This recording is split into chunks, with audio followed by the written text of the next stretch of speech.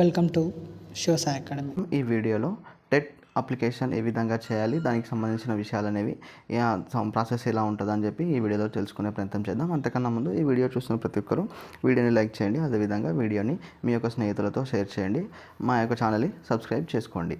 అదేవిధంగా మేము అందించే డైలీ మార్నింగ్ కరెంట్ అఫైర్స్ మరియు వాటికి సంబంధించిన విషయాలను ఎప్పటికప్పుడు తెలుసుకోవాలి అనుకుంటే మా యొక్క వాట్సాప్ మరియు టెలిగ్రామ్ అదేవిధంగా వాట్సాప్ ఛానల్లో జాయిన్ అవ్వగలరు. వాటికి సంబంధించిన లింక్స్ అనేవి డిస్క్రిప్షన్లో ఉంటాయి. వాటి ద్వారా మీరు ఈజీగా ఆ గ్రూప్లలో మరియు వాట్సాప్ ఛానల్లో జాయిన్ అవ్వగలరు. ముందుగా టెట్ని అప్లికేషన్ కనుక మొబైల్లో చేసుకునే వాళ్ళు క్రోమ్ బ్రౌజర్ ఓపెన్ చేసిన తర్వాత ఇక్కడ పైన 3 డాట్స్ అనేవి ఉంది కదా, ఈ 3 డాట్స్ నొక్కితే డెస్క్టాప్ మోడ్ అనేది డెస్క్టాప్ సైట్ అనేది ఆన్ చేసుకోవాలి. డెస్క్టాప్ సైట్ ఆన్ చేసుకున్న తర్వాత సర్చ్లో వచ్చేసి టీజీ టెట్ అని సెర్చ్ చేయండి. టీజీ టెట్ అని సెర్చ్ చేసిన తర్వాత ఇక్కడ ఫస్ట్ వస్తుంది కదా, మొదటగా వచ్చిన సైట్ అనేది ఓపెన్ చేయండి. ఏపీటీ ఆన్లైన్ లిమిటెడ్ ఉంది కదా, ఇది సెర్చ్ చేయండి. ఈ విధంగా మనకు ఓపెన్ అవుతుంది. ఇందులో మనకు చూసుకుంటే ముందుగా ఫీ పేమెంట్ అని ఉంటుంది, తర్వాత payment status, know your journal number, అదేవిధంగా కింది కనుక చూసుకుంటే అప్లికేషన్ సబ్మిషన్, ప్రింట్ అప్లికేషన్, అదేవిధంగా ఓల్డ్ టెట్ రిజల్ట్ అనేవి కూడా ఇందులో రావడం అనేది జరుగుతుంది. మనకి అవసరం అనేది తీసుకోవచ్చు. అదేవిధంగా మీకు లాస్ట్ టెట్ డీటెయిల్స్ కూడా కావాలి అనుకుంటే ఇక్కడ ఈ ఓల్డ్ టెట్ రిజల్ట్ అనే ఆప్షన్ ఉంది కదా, దీని ద్వారా దానికి సంబంధించిన డీటెయిల్స్ అనేది ఎంటర్ చేస్తే మనకు పాత ఓల్డ్ టెట్ రిజల్ట్ అనేవి కూడా వస్తాయి. ముందుగా ఫీ పేమెంట్ అనేది చేయాలి. ఇక్కడ ఫీ పేమెంట్ అనే ఆప్షన్ ఉంది కదా, దీన్ని క్లిక్ చేయండి. క్లిక్ చేసిన తర్వాత ఇలా వస్తుంది, ఇది క్లోజ్ చేసేసుకోండి. తర్వాత కనుక చూసుకుంటే ఇక్కడ ఇవ్వాల్సినవి ఇవన్నీ కూడా కొంచెం జాగ్రత్తగా చూసుకొని 1-2 సార్లు ఇవ్వండి. ఎందుకంటే వీటిని మళ్ళీ ఎడిట్ ఆప్షన్ ఇచ్చినా కూడా ఎడిట్ చేయడానికి వీటి పైన ఆప్షన్ అనేది ఉండదు. ఎడిట్ ఆప్షన్ ఇస్తారు, ఇచ్చినా కూడా వీటిని మాత్రం ఏమి ఎడిట్ చేయాల్సి రాదనమాట. ఇవి మాత్రం ఒకసారి ఎంటర్ చేసేటప్పుడు 1-2 సార్లు జాగ్రత్తగా చూసుకొని ఎంటర్ చేసిన తర్వాతనే కన్ఫర్మ్ చేసుకున్న తర్వాతనే నెక్స్ట్ ఫర్దర్ స్టెప్కి వెళ్ళిపోండి. ముందుగా కనుక చూసుకుంటే అప్లికెంట్ ఆధార్ నంబర్ అనేది ముందుగా ఇక్కడ ఎంటర్ చేయాలి. అదేవిధంగా ఇక్కడ చూసుకుంటే applicant name as per SSC, మీ ఎస్ఎస్సిలో ఏ విధంగా అయితే నేమ్ ఉందో దానికి ఆ విధంగా మాత్రమే ఇక్కడ అప్లికెంట్ నేమ్ దగ్గర ఇవ్వండి.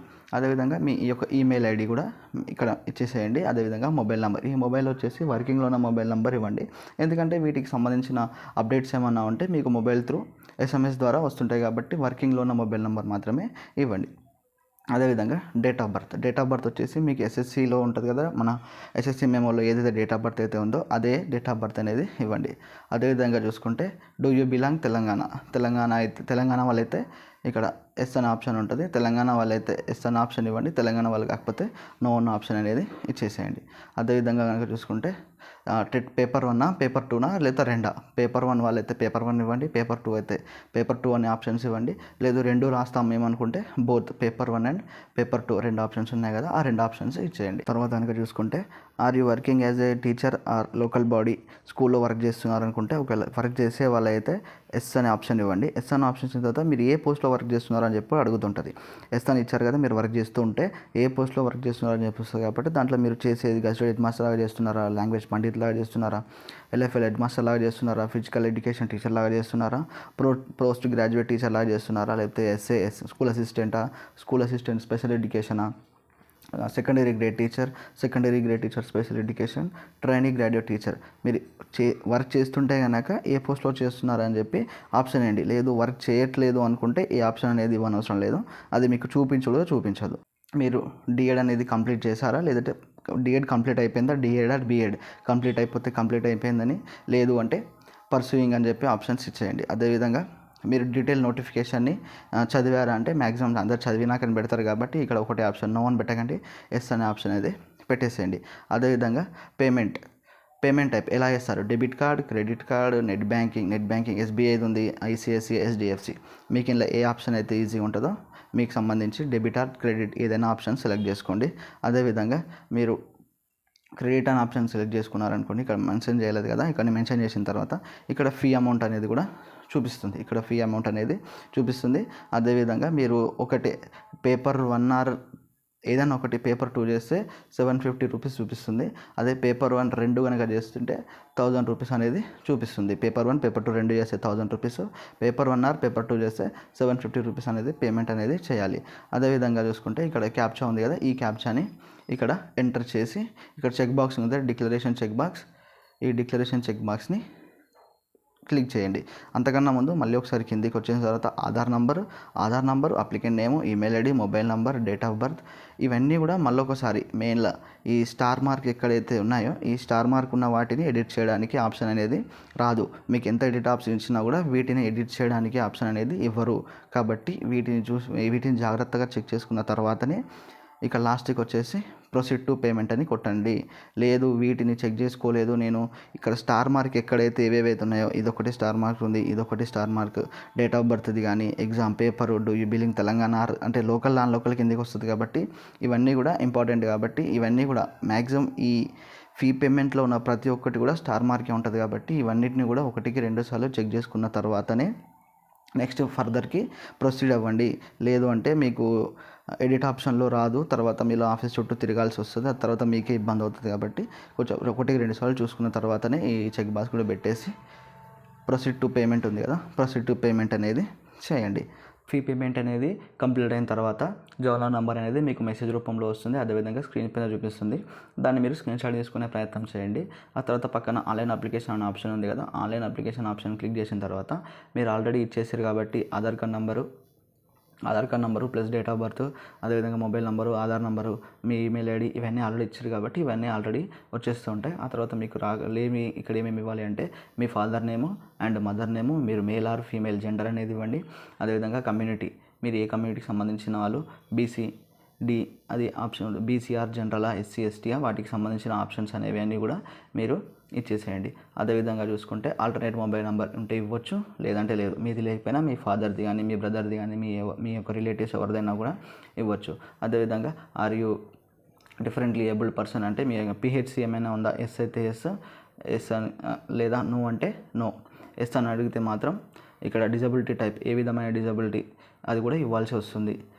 అదేవిధంగా ఇప్పుడు నో కాబట్టి నో ఇచ్చేస్తున్నాను. తర్వాత మీ యొక్క ఐడెంటిఫికేషన్ మార్క్స్ ఉంటాయి కదా, పుట్టుమచ్చలు మీ యొక్క 10th మెమోలో కూడా ఉంటాయి కదా, వాటి అలా ఏ విధంగా ఉంటే ఆ విధంగా ఇక్కడ ఐడెంటిఫికేషన్ మార్క్స్ దగ్గర 1 అయితే మ్యాక్సిమం మీకు కన్ఫర్మ్ 1 ఇవ్వాలి, లేదు 2 అనుకుంటే మీరు 2 కూడా ఇవ్వచ్చు.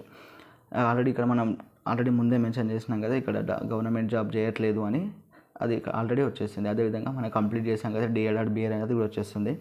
ఇదని కూడా మనం ఆల్రెడీ ముందే ఫీ పేమెంట్ చేసేటప్పుడు ఇవన్నీ ఎంటర్ చేసినాం కాబట్టి ఇవన్నీ వచ్చేస్తుంది. అదేవిధంగా మన యొక్క కమ్యూనికేషన్ అడ్రస్ అంటే మీ ఇంటి అడ్రస్, మండలు, డిస్టిక్, స్టేట్, పిన్ కోడ్ ఇవన్నీ కూడా ఇచ్చేసేయండి. ఇచ్చేసిన తర్వాత అప్లైడ్ ఫర్ పేపర్ 1 ఇది ఆల్రెడీ మనం పేపర్ 1 అనేది అప్లికేషన్ చేసేసినాం.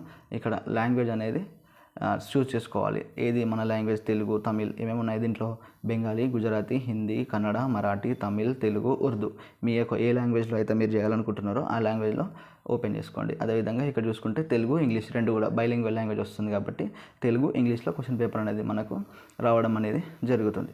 మినిమం ఎడ్యుకేషనల్ క్వాలిఫికేషన్స్ ఇక్కడ చూసుకోండి. ఫస్ట్ది ఆప్షన్ ఇచ్చేసేయండి. ఇక్కడ వచ్చేసిన తర్వాత minimum intermediate or senior secondary అది ఈక్వివాలెంట్ అట్లీస్ట్ 50% marks. In case SC, ST, BC differently able candidates minimum marks shall 45%. అంటే మినిమంగా 50% మార్క్స్ అనేవి ఇంటర్మీడియట్ లేదా సీనియర్ సెకండరీ అదే దాంట్లో మినిమం 50% మార్క్స్ అనేవి ఉండాలి. లేదు డిఫరెంట్లీ ఏబుల్ PHC పర్సన్ ఉన్నాడు అనుకుంటే 45% మార్క్స్ అనేది మినిమంగా ఉండాలి. అదేవిధంగా డిప్లొమా ఇన్ ఎలిమెంటరీ ఎడ్యుకేషన్ ఉంటుంది కదా, దాంట్లో కూడా చేసి ఉండాలి. స్పెషల్ ఎడ్యుకేషన్ అంటే స్పెషల్ ఎడ్యుకేషన్ చేసి ఉండాలి. మ్యాక్సిమం అందరూ మినిమం 50% మార్క్స్ ఉంటుంది కాబట్టి ఫస్ట్ ఆప్షన్ అనేది చూస్ చేసుకోండి. అదేవిధంగా ప్రొఫెషనల్ కోర్స్ డీటెయిల్స్, ఇక్కడ ప్రొఫెషనల్ కోర్స్ డీటెయిల్స్ వచ్చేసి మీరు ఏం చేశారు, DEd చేశారా, BEd చేశారా, లేదంటే DEd స్పెషల్ ఎడ్యుకేషన్ చేశారా, అలా ఆప్షన్ అనేది ఇచ్చేసేయండి. ఆర్ యూ స్టడీయింగ్ ఎట్ ఏది మీరు గవర్నమెంట్ ఇన్స్టిట్యూట్లో చేశారా, లేకపోతే ప్రైవేట్లో చేశారా, లేకపోతే సెంట్రల్ గవర్నమెంట్దా, లేకపోతే స్టేట్ గవర్నమెంట్లో, లేదంటే ప్రైవేట్ కాలేజా అని చెప్పి అక్కడ మీరు మెన్షన్ చేసేసేయండి. ఆల్రెడీ మీ జర్నల్ నెంబర్ మీకు మెసేజ్ వచ్చి ఉంటుంది కాబట్టి ఇక్కడ ఆల్రెడీ జర్నల్ నెంబర్ ఎంటర్ చేసిన అది వచ్చేస్తుంటుంది. Are you appear degree appear వచ్చేసి మీరు రెగ్యులర్గా చేస్తారా లేదంటే ఓపెన్ మోడ్లో చేస్తారా. ఓపెన్ మోడ్లో అయితే ఎస్ అని కొట్టండి, లేదు అంటే నో అని కొట్టండి. నో అని కొట్టేస్తే ఇక్కడ 10th క్లాస్ యొక్క హాల్ టికెట్ నెంబర్ అనేది అడుగుతూ ఉంది. ఇక్కడ 10th class hall ticket number ఉంటుంది కదా, ఆ 10th class hall ticket number అనేది ఇచ్చేసేయండి. తర్వాత కనుక చూసుకుంటే మీరు క్లాస్ 1 అంటే లోకల్ కోసం కనుక వస్తుంటుంది కాబట్టి క్లాస్ 1 నుంచి క్లాస్ 7th వరకు చదివింది. లోకల్ డిస్టిక్ ఏ డిస్టిక్ వస్తుంది ఇక్కడ ఉన్నది కదా, మన అన్ని డిస్టిక్లలో మీరు ఏ డిస్టిక్ అయితే ఆ డిస్టిక్ ఎంటర్ చేసేసి study regular with regular school study, without regular school study. అదేవిధంగా మీరు రెగ్యులర్ స్కూల్ స్టడీ ఉంటుంది కాబట్టి అందరు ఫస్ట్ ఆప్షన్ ఇచ్చేసి మీ యొక్క స్కూల్ నేమ్ అనేది ఎంటర్ చేయండి. ఇక్కడ అన్ని మీ థర్డ్ క్లాస్ నుంచి మేము ఫస్ట్ క్లాస్ నుంచి 7th క్లాస్ వరకు ఏ స్కూల్లో చదివారు, ఏ డిస్ట్రిక్ట్లో చదివారు అని చెప్పి వీటన్ని డీటెయిల్స్ అనేది ఇచ్చేసేయండి. అక్కడ మీకు ఆల్రెడీ ఇవన్నీ ఇచ్చేస్తారు కాబట్టి ఇక్కడ లోకల్ డిస్ట్రిక్ట్ అనేది వచ్చేస్తుంది ఆటోమేటిక్గా. తర్వాత ప్రీవియస్ స్టేట్, మీరు ప్రీవియస్ స్టేట్ ఏమైనా రాసి ఎస్ అని చెప్పి రాయకపోతే, ఒకవేళ ప్రీవియస్ స్టేట్ కనుక రాస్తే ఎస్సీ అండి, రాయకపోతే ఇప్పుడే ఫ్రెష్ అనుకుంటే నో అనే ఆప్షన్ ఇవ్వండి. ఎస్ అనే ఆప్షన్ కనుక ఇస్తే హాల్ టికెట్ ఏ డేట్ రాశారు, మీరు టీజీ టెట్ రాశారా, ఏపీ టెట్ రాశారా, అక్కడ ఆ యొక్క హాల్ టికెట్ నెంబర్, దాని యొక్క హాల్ టికెట్ నెంబర్ అనేది ఇక్కడ అడుగుతుంది ఎస్ అని పెడితే. లేదు మీకు ఇవ్వాలనిపించలేదంటే నో అని పెట్టేస్తే అడగదు. ఇవ్వాలని ఏం లేదు, కన్ఫర్మ్గా ఇస్తే మీ ఇష్టం, ఇవ్వకుండా మీ ఇష్టం. ఆ తర్వాత మీ యొక్క సెంటర్ డీటెయిల్స్, ఇప్పుడు ఆన్లైన్ టెస్ట్ కాబట్టి సెంట్రల్ డీటెయిల్స్ అనేవి ఇవ్వండి. సెంటర్ మనకి ఏది కావాలి, మనకు దగ్గర ఉన్న సెంటర్, మన డిస్టిక్కి దగ్గర ఉన్న సెంటర్ లేదా మన డిస్టిక్లో సెంటర్స్ ఉంటాయి కదా, వాటికి సంబంధించిన సెంటర్స్ అనేవి ప్రిఫరెన్స్ 1, ప్రిఫరెన్స్ 2 అని చెప్పి మొత్తంగా మనకు 16 ప్రిఫరెన్సెస్ అనేవి ఉన్నాయి. వాటికి 16 ప్రిఫరెన్సెస్లో మీకు ఇష్టమైనదిగా ముందుగా సెలెక్ట్ చేసుకోండి. మీకు దగ్గర ఉన్నది ముందుగా సెలెక్ట్ చేసుకోండి. కొంచెం దూరం ఉన్న వాటిని ఇక్కడ లాస్ట్గా పెట్టుకోండి. అప్పుడు మీకు ఇంత ఇబ్బంది కలగకుండా ఉంటుంది. ఇందులో ఏమేమి సెంటర్స్ ఉన్నాయంటే ఆదిలాబాద్ ఒకటి ఉంది, హైదరాబాద్, జగిత్యాల, కరీంనగర్, ఖమ్మం, కోదాడ, కొత్తగూడెం, మహబూబ్ నగర్, నల్గొండ, నర్సంపేట్, నిజామాబాద్, పెద్దపల్లి, సత్తుపల్లి, సిద్దిపేట్, సూర్యాపేట్, వరంగల్. ఇవన్నీ సెంటర్స్ అనేవి మనకున్నాయి. మీకు ఎక్కడ దగ్గర అయితే ఆ సెంటర్స్ అనేది ప్రిఫరెన్స్ 1, 2, 3, 4, 5, 6 అని ఇక్కడ 16 వరకు అన్నీ ఇచ్చేసేయండి.